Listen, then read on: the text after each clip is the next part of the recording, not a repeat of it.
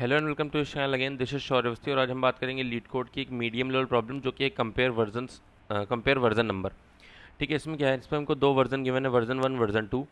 ठीक है, अब वर्जन क्या है यहाँ पे एक्सप्लेन किया हुआ है कि वर्जन कंसिस्ट ऑफ वन और मोर रिवीजन्स जॉइंड बाय डॉट।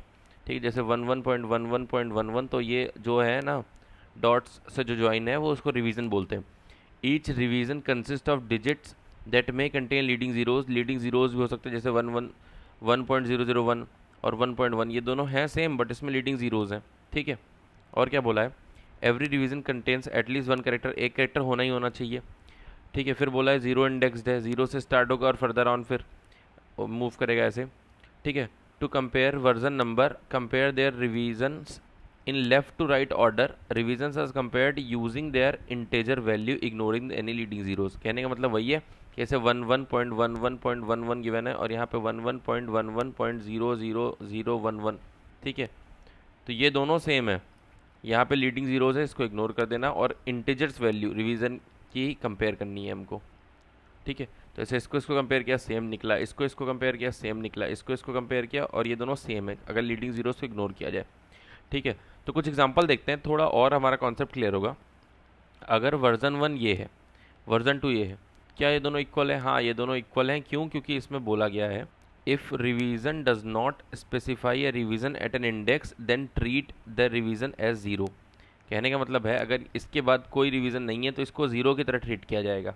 ठीक है, तो ये दोनों सेम है। अगर हम यहाँ पे देखें तो इसमें लीडिंग ज़ीरोज़ हटा दें अगर, तो ये दोनों भी सेम है, बट लीडिंग ज़ीरोज़ की हमने बात की। ठीक है, फॉलो अप में जितने ज़ीरोज़ आए वो नहीं हटाए जाएंगे क्योंकि ये 1.1 है, ये 1.100 है। ठीक है, तो ये दोनों सेम नहीं है। अगर यहाँ पे हम देखें तो ये दोनों सेम नहीं है इस केस में, बट इसमें बड़ा कौन सा है? ठीक है, तो इसमें अगर देखा जाए तो इसमें वर्जन 2 बड़ा है। अब वर्जन 2 बड़ा है यानी हम -1 रिटर्न करेंगे, बाकी दोनों केस में 0 रिटर्न होगा। ठीक है, तो काइंड ऑफ हमको पता चल गया कि हम मतलब क्या क्या चीज़ें हमें ध्यान में रखनी है। हमें लीडिंग ज़ीरोज़ ध्यान में रखने हैं, बेसिकली ये पॉइंट है। तो कहीं ना कहीं ये चीज़ दिमाग में आ रही है कि जब लीडिंग ज़ीरोज़ हटाने हैं, ठीक है, आगे वाले ज़ीरोज़ को कंसीडर करना है, इनको हटाना है, तो कहीं ना कहीं ये मतलब है कि अगर हम हर एक रिवीजन को कन्वर्ट कर लें इंटीजर में तो हम क्या कर सकते हैं। अगर x1 x2 हर एक रिवीजन को हम इंटीजर में कन्वर्ट कर लें तो हम काम कर सकते हैं अपना। फॉर एग्जांपल अगर हम यहाँ पे देखें तो अगर हमारे पास गिवन है 11.10 और यहाँ पे 11.11, तो हम अगर इसको इंटीजर में कन्वर्ट करें x1 और x2, तो x1 की वैल्यू ये हो गई, x2 की वैल्यू ये हो गई, दोनों इक्वल हैं, आगे बढ़ जाते हैं। अगेन x1 की वैल्यू ये हो गई, x2 की वैल्यू ये हो गई। ठीक है, ऐसे। तो यहाँ पे अगर देखें तो x2 11 है और x1 10 है, तो x2 बड़ा है यानी -1 रिटर्न कर देंगे। तो ऐसा कुछ इसको हम सॉल्व करने का सोच रहे हैं, तो अप्रोच हमारी यही होगी कि हम रिवीजन्स को इंटीजर में कन्वर्ट करके काम करेंगे।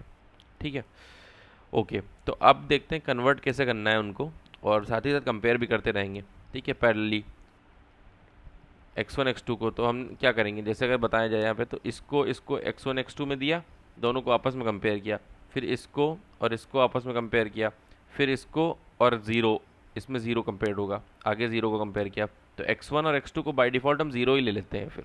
ठीक है, where x1 and x2 are the integer representation of revisions of v1 and v2। v1 v2 क्या है? वर्जन्स। ठीक है, तो एक बार देखते हैं कि हम कन्वर्ट कैसे करेंगे, मतलब x1 x2 में कन्वर्ट कैसे कर रहे हैं वर्जन्स को। तो एक बार देखते हैं हम। ठीक है, 2 पॉइंटर से इसको हम सॉल्व करेंगे, तो हमने ले ली दो इंडेक्स i और j। ठीक है, अब हम इनको कब तक चलाएंगे? जब तक i लेस देन n1 है या तो j लेस देन n2 है। ठीक है, और लगा है बीच में, एंड नहीं है, तब तक क्या करना है हमको, रिपीट 2 एंड 3। 2 पे क्या लिखा है? ठीक है, 2 पे लिखा हुआ है कि वाइल जब तक हमको डॉट नहीं मिलता तब तक हम x1 या x2 में अपेंड करते रहेंगे, x1 in the case of i and x2 in the case of j। ठीक है, i और j तब तक हम अपेंड करते रहेंगे। फॉर सपोज अगर हमको दिया है 1 पॉइंट, तो जब तक पॉइंट नहीं मिल जाता तब तक हम x में अपेंड करते रहेंगे। 1 लिखा, फिर 1 लिखा, फिर 1 लिखा। तो अपेंड करने का तरीका क्या होता है, एक इंटीजर बनाने का तरीका यही होता है कि अगर 111.11 लिखा है तो इसको अपेंड करते रहेंगे। जब पहला आया तो हमने क्या किया, 0 × 10 + 1, फिर जो ये टोटल बन गया x1 की नई वैल्यू। फिर जब दूसरा कैरेक्टर अपेंड करोगे तो क्या करोगे, x1 × 10 + नई वैल्यू। ठीक है, अगेन नई वैल्यू 1 है। ठीक है, ऐसे ही जब ये नया x1 बन जाएगा तो ऐसे करेंगे अपेंड जो हम इंटीजर बनाने के लिए करते हैं। ठीक है, तो आगे देखते हैं। तो हम अपेंड करेंगे जब तक हमारा डॉट नहीं मिल जाता। ठीक है, उसके बाद जैसे डॉट मिलेगा वाइल लूप से बाहर आएंगे, तब हम क्या करेंगे, x1 और x2 को कंपेयर करेंगे। ठीक है, जो भी होगा रिजल्ट उसके अकॉर्डिंग हम -1, 1 या 0 दे देंगे। ठीक है, अगर हमारा कंपेयर होने पे इक्वल आता है, ठीक है, तो हम क्या करेंगे, हम आगे बढ़ जाएंगे और x1 को 0, x2 को अगेन 0 और i plus plus J plus plus again move कर जाएंगे फर्दर। ठीक है, तो एक बार ये हम परफॉर्म करके देखते हैं इस पर। तो सबसे पहले i और ये j हमारा है, x1 इनिशियली 0 है, x2 इनिशियली 0 है। ठीक है, अब ध्यान से देखते हैं। तो i 1 है, j पे भी 1 है, तो अपेंड करना है। तो इंटू 10 प्लस 1 इंटू 10 प्लस 1 किया, तो x1 क्या बन गया हमारा, x1 हमारा हो गया 1 एंड x2 हमारा हो गया 1। तो अब हम डॉट मिल गया हमको, अगला जैसे ही हमने i आगे बढ़ाया और j आगे बढ़ाया हमको डॉट मिल गया। ठीक है, और जब डॉट मिल गया तो मतलब ये वाला, अगर दोनों डॉट हैं तो ये वाला हमारा जो अगर दोनों डॉट हैं तो हमारा ये वाला केस वाइल लूप से बाहर आ जाएगा। तो उस केस में क्या करेंगे, उस केस में हम कंपेयर कर रहे हैं कि x1 और x2 क्या है। तो x1 x2 दोनों इक्वल है, मतलब हम -1 +1 रिटर्न नहीं कर सकते, तो हम आगे बढ़ जाएंगे। इस बार हम क्या करेंगे, x1 को 0 और x2 को अगेन 0, तो इन दोनों को अगेन 0 0 कर दिया हमने। ठीक है, और i को इंक्रीमेंट कर दिया। अब यहाँ पे अगर हम देखें तो i यहाँ पे है, j यहाँ पे है, j पे 1 है, i पे 0 है।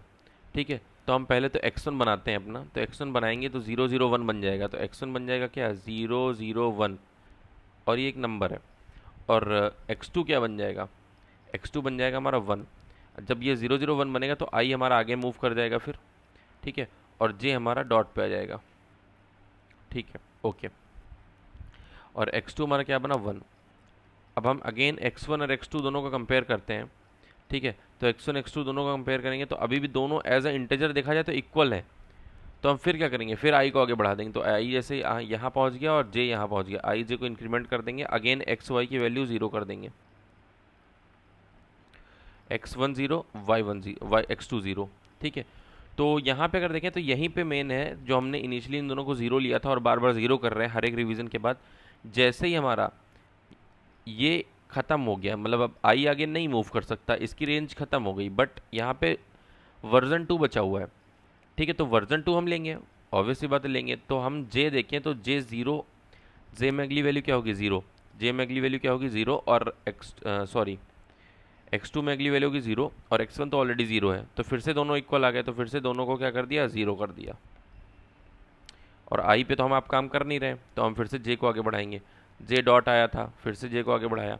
ठीक है, तो जे 1 आया, अब जे 1 है, मतलब हमारा जो x2 बनेगा वो 1 बनेगा और जे आगे निकल जाएगा रेंज से बाहर। अब ये वाला भी कंप्लीट हो गया और फाइनली x2 कितना आ गया, 1।